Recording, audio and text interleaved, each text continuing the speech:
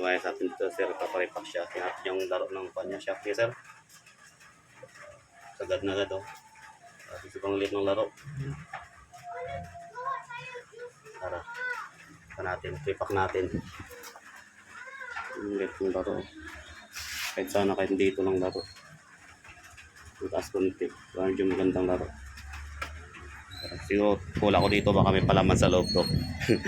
Kaya kalimitan palaman nila kung ano yung bola ng scooter. Buksan natin ngayon. Check natin. Repack. Yan ang bounce nyo.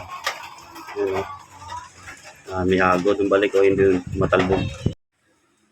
Ito yung laro ng bago natin repack ko. Grabe yung talbog. Oh. Ayos. Tapos malaki na yung mas malaki na yung play niya. Para kanina. Kanina parang dito lang kanina eh. Kulang pa yung tulak ni sir eh. Yung lambot pa. Tatapuin na natin. Tayo mo na yun. Kanina, wala eh. Sabi na, diretso eh. Walang laro kanina. Ayan, medyo may laro natin ngayon. Ayan. Sige, sagad na ba, sir? Medyo may nabaw ni sir. Hindi matalbog. Yan, ang tandaan yung balik.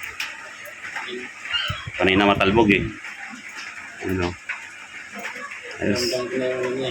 Ano? Tandaan yung balik, no? Kaya ang ganda niya sa pan. Pag-albak-lubukan. Alon-alon. Well, ganyan talaga yun, no? Oo, patalbog-talbog. Ito kayo na. Maganda. Ayos.